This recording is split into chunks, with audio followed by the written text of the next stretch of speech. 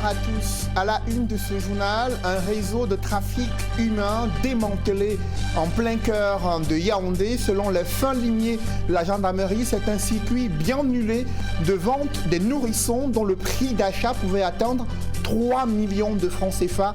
Comment les acteurs sont-ils organisés dans cette bande criminelle? Comment procédait-il entre les vendeurs, négociateurs et pour entretenir ces nourrissons? Élément de réponse dans une investigation choc à suivre en ouverture de ce journal.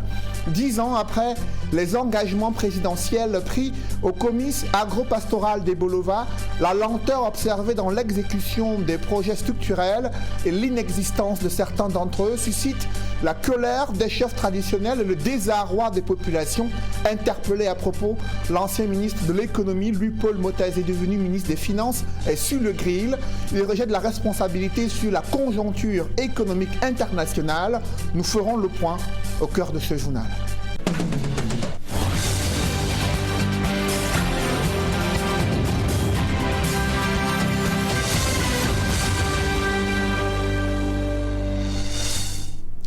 Merci de suivre cette édition complète de l'information sur Equinox Télévision. Le fait est grave, des nourrissons placés dans des circuits inexplicables à travers des négociateurs sans foi ni loi au prix de 3 millions de francs CFA. C'est du moins ce que révèle la gendarmerie qui dit avoir démantelé un réseau de trafic humain en plein cœur de Yaoundé, là où des présumés trafiquants ont été interpellés ainsi que des bébés qui ont été saisis entre les mains des femmes suspectées de participer à ce circuit bien nulé de vente des nourrissons.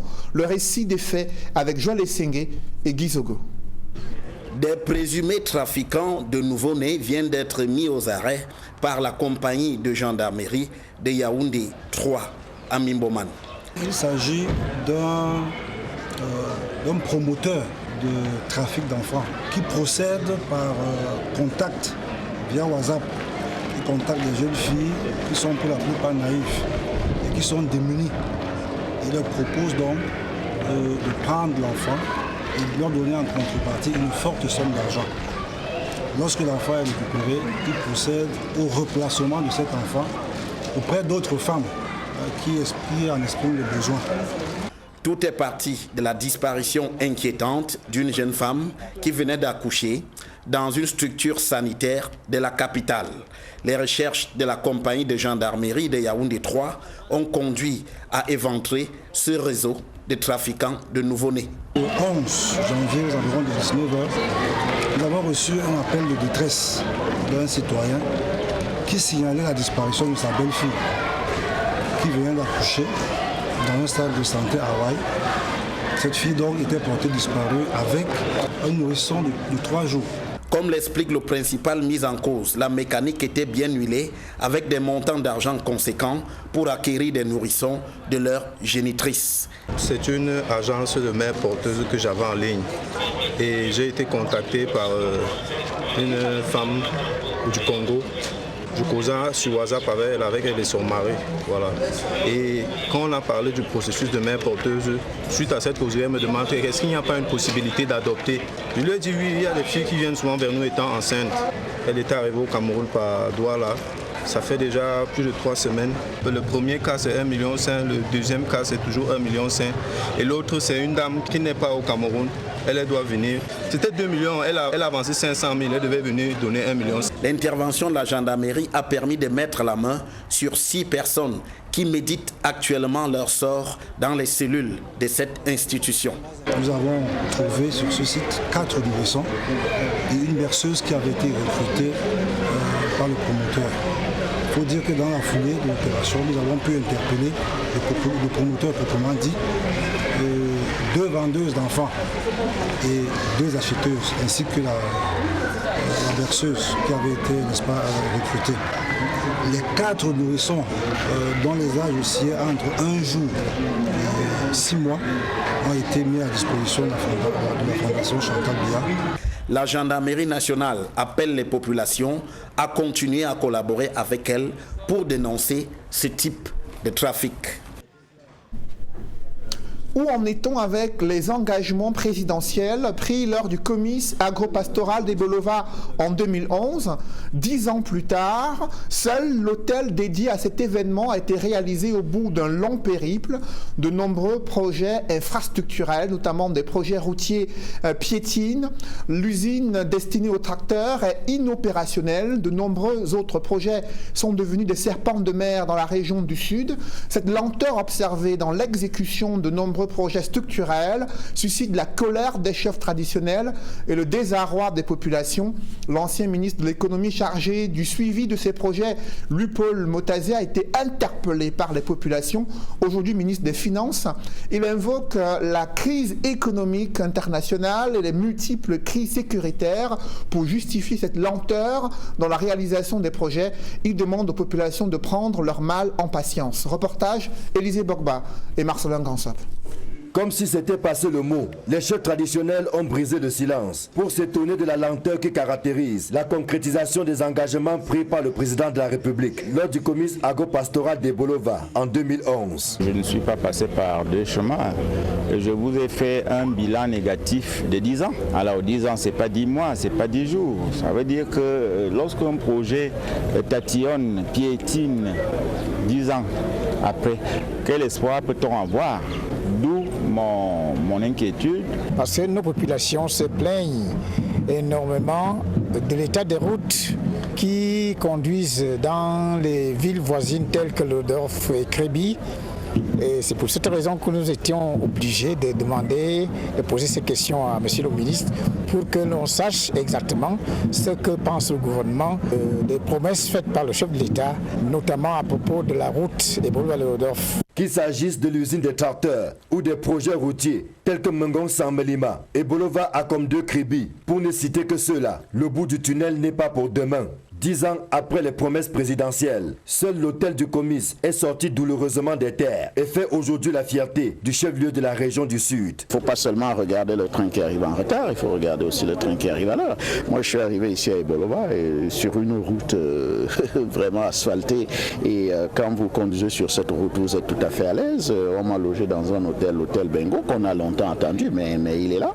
C'est un hôtel de classe et tout se passe bien. Bon, moi, j'ai aussi envie de regarder ça. Interpellé, le ministre des Finances, qui était à l'économie à l'époque, va d'abord jouer la carte de la tempérance, avant d'indiquer que les lenteurs décriées sont le fait de nombreuses crises que traverse le Cameroun depuis plusieurs années. Si certains projets ont traîné, c'est du fait de la conjoncture. Vous ne pouvez pas être en crise et croire que tout va continuer comme avant. Il y a le fait de la crise, il y a le fait des dysfonctionnements, c'est vrai, à l'intérieur de l'administration, raison pour laquelle les exposés des différents intervenants, notamment le responsable des marchés publics, le responsable du ministère de l'économie, ces exposés ont visé à trouver des solutions aux problèmes qui empêchent la réalisation de certains projets. Et si on dit la réalisation de certains projets, ça veut dire la croissance économique. En attendant que les projets annoncés en 2011 connaissent un aboutissement heureux, certaines populations du Sud souffrent le martyre face à l'enclavement de leur localité. Chaque jour qui passe, quand les pluies arrivent, des populations sont dans la difficulté de faire des voyages, ne serait-ce que partant de chez moi, à 14 km de la ville de Bolova, on n'arrive pas à avoir des occasions qui nous amènent en ville. Les femmes, nos dames ne parviennent pas à écouler leurs marchandises, leurs vivres au marché à cause de l'état des routes. Dans la vallée du Thème, c'est là-bas qu'il y a le barrage hydroélectrique, mais je vous assure qu'actuellement, la vallée du Thème n'est pas totalement arrosée. Ça, c'est les paradoxes qu'il faut soulever. En guise de réponse, le gouvernement leur demande de faire preuve de patience, la situation n'étant pas aussi chaotique qu'on veut le faire croire. J'ai pas seulement envie de m'arrêter sur ce qui ne marche pas encore, j'ai envie de m'arrêter sur ce qui est en route et sur ce qui marche. Ça permet de regarder ce qui a été fait pour que ça marche et ça nous permet de tirer des leçons pour que ce qui ne marche pas marche mieux. Dans la capitale économique du Cameroun, ce sont des nuages de poussière qui transforment le quotidien des populations et des étudiants de la faculté de médecine et génie civil, située entre le lieu-dit PK14 et PK21. Là-bas, malgré la construction de ces infrastructures universitaires, il n'y a aucune route aménagée pour faciliter la mobilité des populations. C'est un véritable calvaire et un parcours de combattants pour les usagers. Il décrit cette situation dans ce reportage. Un grand reportage signé Warren Zede et Jean-Paul Chouniat. Du marché PK14 à PK21, 7 km d'enfer pour les usagers de la route et les populations le long de ce trajet à deux visages. Leur calvaire varie selon les saisons. Quand c'est la pluie, c'est la boue, les accidents, on glisse. Saison sèche, la poussière. Ça, le transport devient encore plus cher. Qui está ici à 21, comme ça, le transport devient encore plus cher. 500 000 francs le transport de 21 pour 14, saison de pluvieuse. Ça nous nuit, la population de 21. Nous souffrons également, nous souffrons beaucoup. Que le gouvernement essaie de voir ce qu'on peut faire pour cette route-ci. Ce n'est pas possible d'ouvrir les portes, les fenêtres. La poussière nous retrouve jusque dans nos chambres. Donc c'est très difficile. En ce mois de janvier où la canicule atteint son pic, la vie quotidienne va ici au grand diktat de la poussière. Les voyageurs, tenanciers de petits commerces et mototaximens sont ses premières victimes au passage du moindre engin lourd. Je suis là, il vend les habits. Finalement, les clients ne veulent pas acheter parce que c'est sale. La route, la poussière nous tue. La poussière, c'est un vrai calvaire pour nous. Quand tu sors d'ici, tu ressembles à quelqu'un qui a été exhumé. Le pire, ce sont ces gros engins sur la route.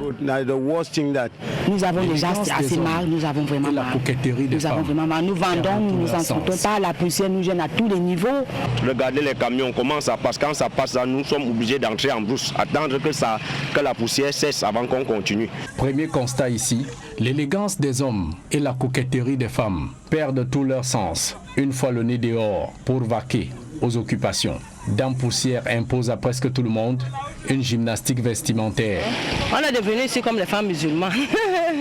Donc quand vous voulez sortir, vous enveloppez tout un drap pour essayer d'arriver à 14 là et enlever le drap, vous dépoussiérez et continuez votre chemin. Il faut qu'à tenir. Là vous portez d'ici, vous arrivez à 14, vous êtes obligé de vous échanger, après vous portez au retour, c'est pareil. Donc c'est parce qu'il y a trop de poussière, exagérément de poussière. De tous les désagréments possibles, l'inhalation de la poussière à longueur de journée fait plus mal. Adultes comme enfants en souffrent au plus profond de leur chair au fil des années. Vous voyez même cet enfant que j'ai à main là, il souffre beaucoup. Parce que d'après la poussière que nous absorbons ici en haut, nous avons tellement les maladies qu'ils nous apportent. La toux ne nous laisse pas, le rhume ne nous laisse pas. Pour qu'on arrose même la route une fois, il faudrait que la population se fâche et mette des bois en pleine chaussée, empêchant le camion de rouler. Pour qu'on arrose la route même une fois, jusque-là, c'est rien. Peinant à assumer l'arrosage quotidien, chaque habitant, en fonction de ses moyens de bord, atténue l'effet poussière comme il peut. Traîner ce tuyau à bout de bras est le sport favori de cette dame depuis le passage des reporters d'Equinox Télévision ici l'année dernière. Vraiment très difficile. Vous voyez, j'essaye au moins d'arroser même 4 à 5 fois par jour. Bien que mon tuyau ne soit pas très long pour aller un peu plus loin. C'est très difficile de vivre dans ces conditions-là. Deuxième visage de la route PK14, PK21, les bourbiers. Les dégâts des dernières larmes du ciel versées ici la semaine dernière présentent l'avant-goût de la galère des usagers de cette route, impraticable en saison de pluie. Ça commence du côté de PK17 là, après l'université. Vous voyez, il y a un grand creux en plein milieu de la route. C'est le chaos le matin. Pour sortir ou alors pour arriver ici. Franchement, c'est carrément bloqué. Au lancement de ce chantier, le cahier des charges prévoyait sa livraison en avril 2019. Mais 1 an, 8 mois plus tard, les travaux sont toujours à l'arrêt, au grand désarroi de tous. Notre vœu, c'est qu'ils finissent la route. La route, c'est à 4 ans en chantier. 4 ans avant, on avait même un petit goudron. On ne souffrait pas comme ça. Ils sont venus décaper la route. Depuis 4 ans, on souffre comme ça là. Qu'ils finissent la route. Le tronçon PK14, PK21 est inclus dans un marché de plus de 22 milliards de francs CFA pour le bitumage de 45 km de route Douala-Boné-Poupa. À quand la reprise des travaux? C'est l'unique préoccupation de tous les habitants de la zone et les usagers de cette route. Les usagers de la route Douala-Yabassi et les populations riveraines le long de cet axe devront s'armer de beaucoup de patience et même de courage pour braver la poussière durant la saison sèche et patauger dans la boue comme de petits canards en saison de pluie, en espérant que ce chantier sera définitivement livré avant fin 2021. Pour Equinox Télévision, Roger Libéron-Djomo, Dani Warenze 2 et Jean-Paul Chouniat.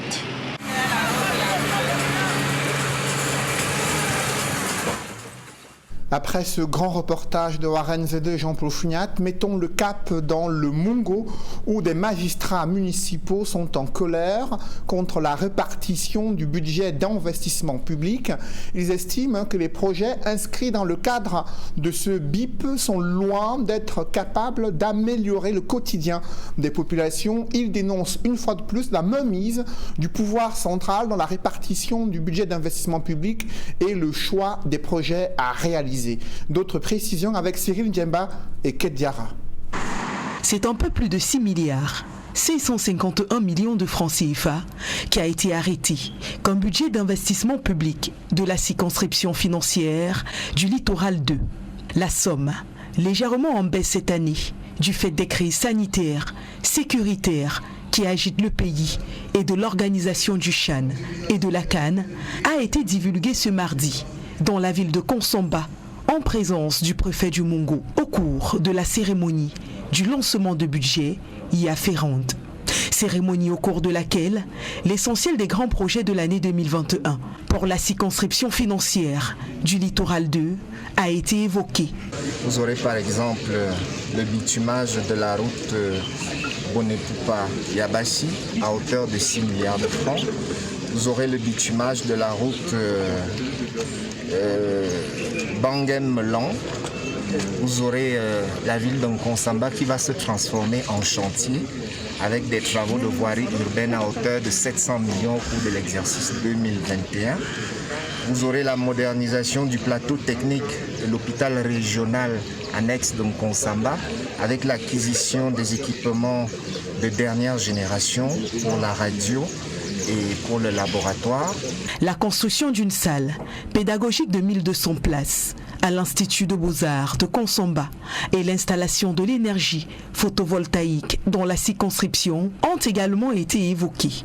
Des points pour lesquels d'énormes efforts devraient être consentis. Tous ces défis vont nous exiger de gros efforts pour pouvoir répondre à toutes ces attentes. Et en dehors de ces défis, nous avons nos défis quotidiens qui concernent le développement en lui-même, c'est-à-dire l'amélioration des conditions de vie des populations. Donc cela nécessite une mobilisation de tous les acteurs, de tous les agents pour que nous puissions être à la hauteur des ambitions que nous nous sommes fixées à travers ce budget. Des consignes qui, bien que dotées de bon sens, ne semblent pas émouvoir les maires qui n'hésitent pas à critiquer ce qu'ils considèrent comme un statu quo. Si aujourd'hui je mets la cassette il y a de cela 5 ans et ce que nous nous sommes dit aujourd'hui, ça se ressemble à 90%. Il y a des avancées dans les textes, mais c'est la pratique qui pose problème. Et moi, je crois qu'aujourd'hui, on n'a pas capitalisé sur les éléments que nous observons dans l'exécution du budget. Notamment cette histoire de moins d'urgence et l'accompagnement que les sectoriels doivent faire. Et pour faire avancer les choses, cette année, la pression sera de mise. Il y a eu des engagements qui ont été pris par les uns et les autres pour qu'il y ait un nouveau départ. Nous osons croire que cet engagement va être respecté. Nous, de notre côté, en tant qu'exécutif communal, nous allons peser de tout notre poids, de toute notre disponibilité pour que la dépense publique, cette année, connaisse un taux record au niveau du Mungo. La circonscription financière du littoral 2, c'est les départements du Mungo et du Nkam qui seront transformés au cours de l'année 2021 en grand chantier. La tension était montée d'un cran en Fumban lors de l'installation du préfet du Noun, alors que le mot du maire de Fumban était bel et bien prévu dans le programme officiel. Certaines autorités administratives ont essayé de manœuvrer pour l'écarter, des manœuvres qui ont suscité la levée de boucliers des populations et des militants de l'Union démocratique du Cameroun. Et le maire, Thomas Inondam Joya, Patricia, a tenu à dénoncer l'attitude dictatoriale de certaines certaines autorités administratives et estime que c'est la République qui a triomphé lorsqu'elle a pu enfin adresser son mot lors de l'installation du préfet du Noun. Les coulisses de cette séquence choc dans la ville de Foumban, c'est avec Mama Soufor, Dalastana et Donald Brice Kamgan. Dans une place des fêtes de Foumban-Comble, la cérémonie débute paisiblement. C'est l'installation du nouveau préfet du département du Noun. Donatien Oum prend fonction ici en remplacement de Donatien Boyomo, affecté dans la région de l'Est. Tout se déroule normalement jusqu'au moment où commence le bal des allocutions. Alors que le programme officiel prévoit d'abord le mot de bienvenue du maire de Foumban, c'est plutôt une élite et des chefs traditionnels qui entrent en scène. C'est la surprise et l'incompréhension chez les populations et Patricia Tomaino Ndamjoya qui décide de perturber ces interventions.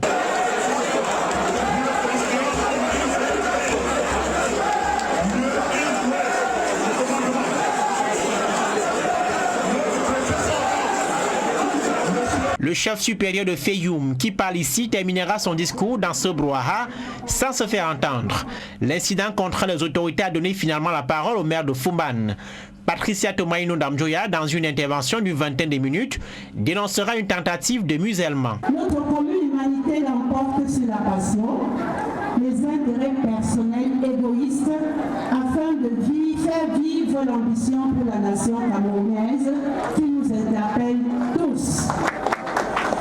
Répondre à l'appel de la République en nous gardant de la culture d'agressivité à répétition, du non-respect des lois de la République et des règles du standard minimum de civilisation. Si le maire de Foumban regrette le climat tendu dans lequel la cérémonie d'installation du nouveau préfet s'est déroulée, elle dénonce par contre un acte d'attentat à la décentralisation et des actes d'abus d'autorité répétés. Des abus du pouvoir et d'autorité, avec les nombreuses injustices qui en découlent, des complicités et des connivences sur le dos des populations entre les autorités administratives militantes et les autorités traditionnelles militantes du même parti politique. Nous sommes ici ce jour, par expérience, pour ouvrir les yeux de tous, de se garder, de tomber dans le piège qui consiste, une fois arrivé dans le Noun, au lieu de servir la République, de se devenir vassaux. Le gouverneur de la région de l'Ouest a lui pris la parole après cet incident et procédé à l'installation de la nouvelle autorité administrative en l'appelant à ramener le calme. Citation. Un homme pour ramener le calme, Madame le maire, la sérénité, le développement, la cohésion et la paix. Cette cérémonie joue les prolongations. Le maire a demandé dans une correspondance que le gouverneur lui présente des excuses pour l'avoir froissé et de s'être montré partisan en faisant la paire belle aux militants du RDPC lors de l'installation du préfet. Les rapports entre le maire de Foumban et le préfet sortant du département du Noun ont été très crispés ces derniers mois, l'élu accusant la tutelle administrative de s'ingérer dans les structures comme la police municipale. L'incident du 12 janvier à Foumban a rajouté une couche à des relations au bord de l'exécrable entre l'exubérante maire de Foumban et les autorités administratives de la région de l'Ouest. Dans le cadre de l'expression de la solidarité nationale au plus fort de la crise sanitaire, des zones d'ombre autour de la distribution de 4000 sacs de riz préoccupent le contrôle supérieur de l'État en mission spéciale d'audit pour apprécier la qualité de la gestion des fonds mis à la disposition du ministère de la Santé publique. Le Consupé exige des informations complémentaires auprès de l'entreprise donatrice des 4000 sacs de riz. Cette entreprise doit fournir au contrôle supérieur de l'État la dénomination exacte et la quantification précise des dons en nature faits aux services centraux et déconcentrés du ministère de la Santé publique, quel qu'il soit. L'entreprise en question doit transmettre également au contrôle supérieur de l'État tout document attestant de la réception des 10 dons par les services bénéficiaires. Selon le chef de la mission spéciale du Consupé, le directeur général de cette entreprise a 72 heures pour fournir ces documents, rappelant que le ministère de la Santé publique avait annoncé la réception de 4000 sacs de riz, mais la distribution avait suscité une vive polémique car les populations s'interrogeaient sur la destination prise par ces différents sacs de riz. Évoquons à présent les préparatifs du CHAN 2021. Quelle est la perception des populations résidant dans le Mungo? Ils sont quelque peu déçus du fait que le volet tourisme n'ait pas véritablement été pris en compte dans l'organisation de cette compétition africaine prévue au Cameroun. Évocation avec Jacquino Molon et Gladys Sidier. Des Camerounais se trouvant dans l'arrière-pays se sentent moins concernés par le championnat d'Afrique des Nations que le pays organise pourtant du 16 janvier au 7 février 2021. Dans le département du Mungo, les amoureux du ballon rond disent qu'ils espéraient que le pays tout entier allait connaître une effervescence particulière, notamment sur le plan de la communication, afin de fédérer le peuple tout entier autour de cet événement sportif.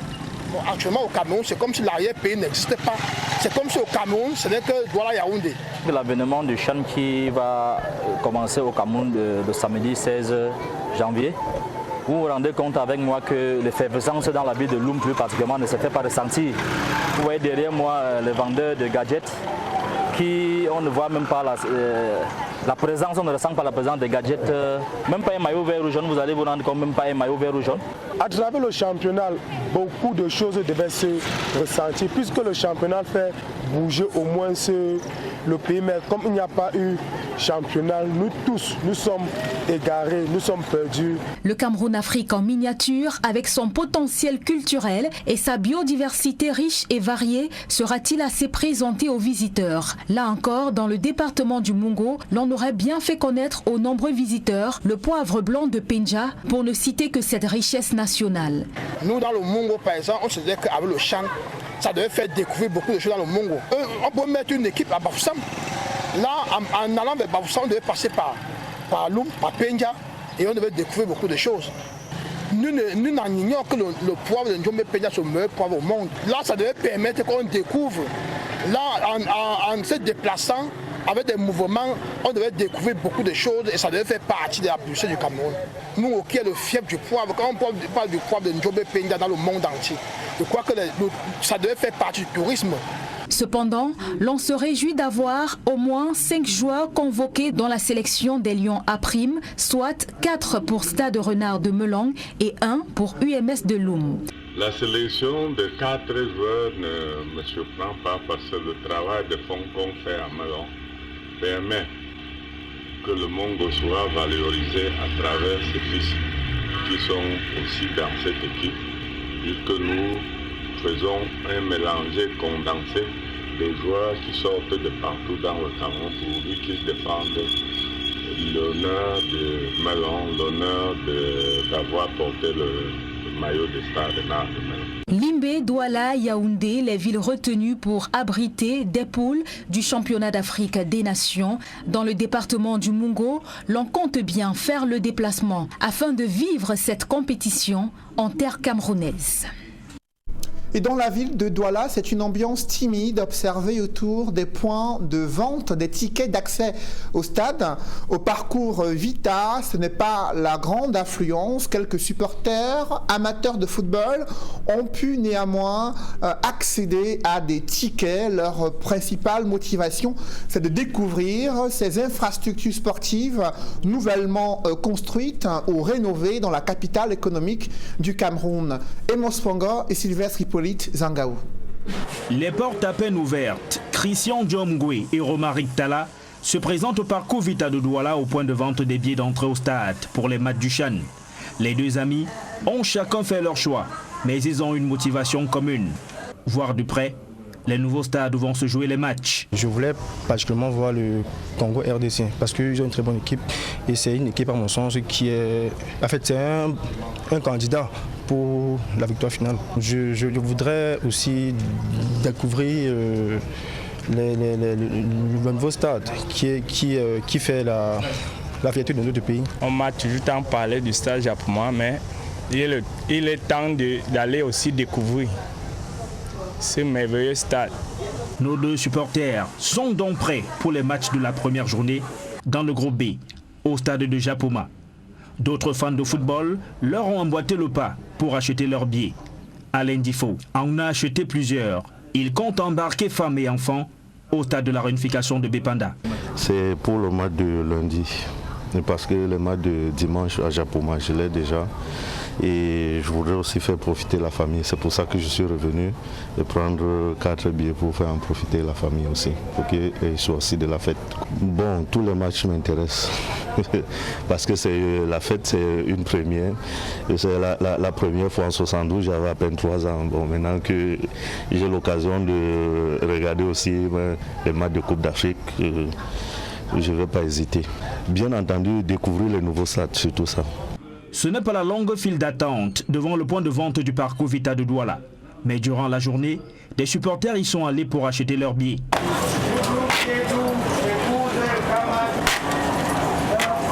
À la question de savoir si les billets seront vendus dans les différents guichets le jour du match, Pamphile King, le directeur du parcours Vita de Douala, affirme que ce ne sera pas possible. On vous a dit que les matchs sont à guichet fermé.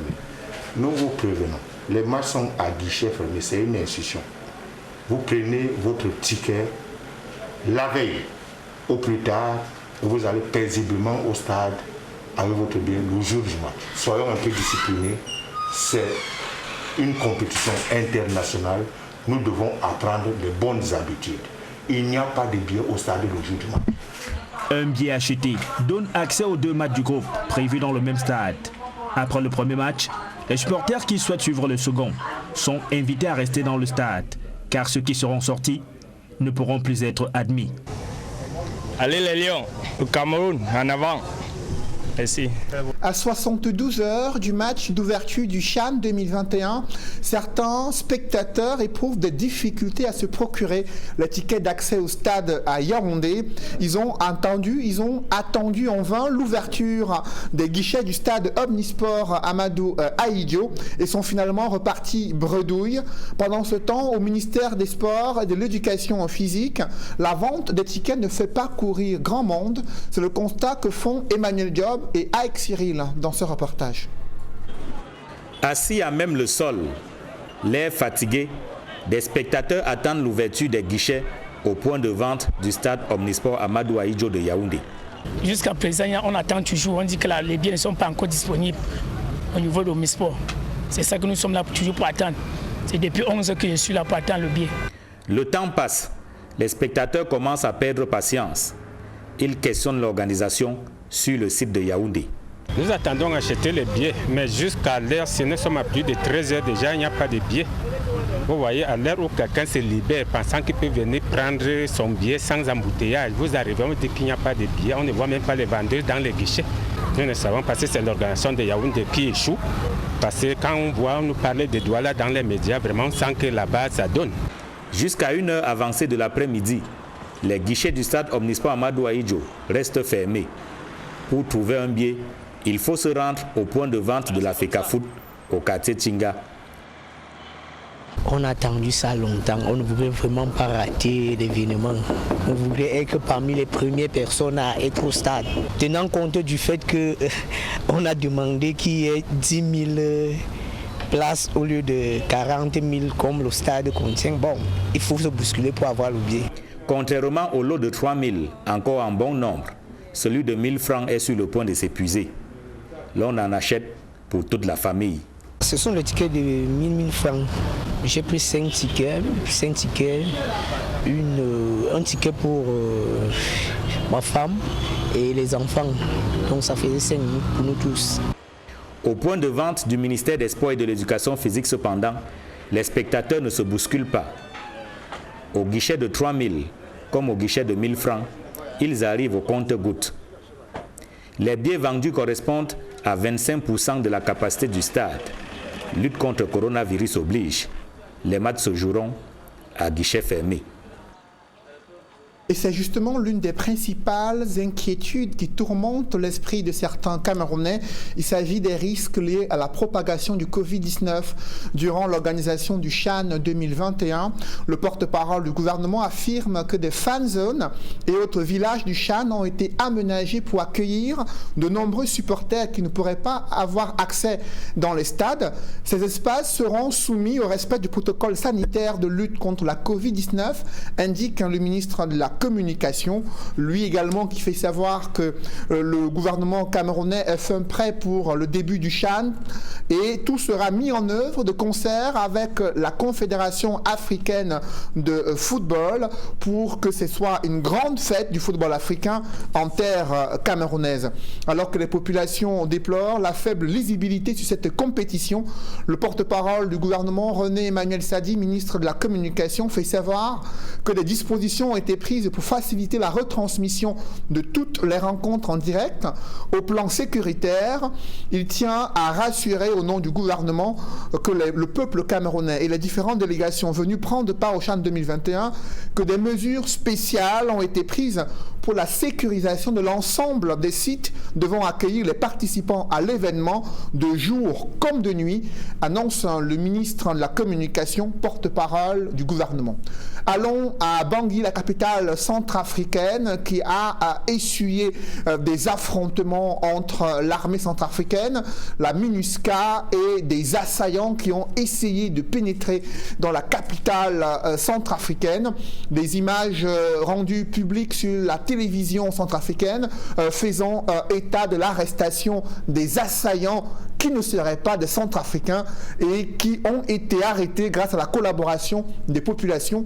Je vous invite à suivre cette séquence où l'armée centrafricaine se félicite de la collaboration des populations et rassure sur la sécurité à Bangui, la capitale centrafricaine. Centrafricaines, comme le gouvernement l'a annoncé ce matin, voilà le résultat des actes de bravoure de la force des forces de défense et de sécurité nationales, de la MINUSCA et des partenaires bilatéraux. Nous avons devant nous un des guerriers de ces assaillants. Nous avons parlé des étrangers ce matin. Voici un exemple qui est là, qui ne parle ni sango ni français, qui est armé et qui a tenté de franchir la barrière de PK12 ce matin. Le voici entre la main de vos forces de défense et de sécurité. Et là, je profite là pour remercier la population, remercier les vaillants citoyens centrafricains, des alentours de la base RDOT, le personnel présentement désarmé à la base RDOT. Je vous remercie de ces actes-là. Continuez. Ceux qui sont encore sous les champs de manioc, comme on le dit, dites-nous, nous sommes à votre service. Le temps est arrivé, la guerre va se poursuivre jusqu'à leur dernier lieu de retranchement. Voilà, il est là, il ne parle ni sango ni français. Pour qui se... Cette séquence diffusée sur la télévision publique en Centrafrique, le gouvernement centrafricain qui rassure les populations sur la sécurité à travers le pays. Mesdames, messieurs, c'est la fin de ce journal. Merci de l'avoir suivi. Juste après cette édition de 20h, retrouvez Serge Allan Otto et ses invités pour le débrief du journal sur le plateau d'Equinox Soir. Serge Allan. Les 4000 sacs de riz distribués entre guillemets pendant la première vague de contamination Covid-19 au Cameroun préoccupent le Conseil supérieur de l'État. Vous le savez, il y a une mission spéciale qui séjourne déjà au ministère de la Santé publique pour éplucher la gestion des fonds qui ont été mis à la disposition de ce département ministériel. Et parmi les enquêtes qui sont en cours, il y a cette nécessité de connaître quel est le montant exact des dons en nature reçus au sein de ce ministère. Et l'entreprise donatrice de ces 4000 sacs de riz a été saisie par le contrôle supérieur de l'État. Elle doit fournir des documents indispensables pour avoir la traçabilité à la fois sur les dons en nature, sur les principaux bénéficiaires, documents qui permettraient au Consupé d'avancer dans ces enquêtes et de pouvoir apprécier la qualité de la gestion durant la crise sanitaire, du moins la première vague de la pandémie du Covid-19 au Cameroun. Voilà, madame, monsieur, c'est donc l'essentiel de l'Equinox Soir, deuxième partie. Bonne soirée à vous, Cédric. Je vous souhaite une bonne soirée, Serge Alain. Rendez-vous demain. 20h. Dans un instant, la suite.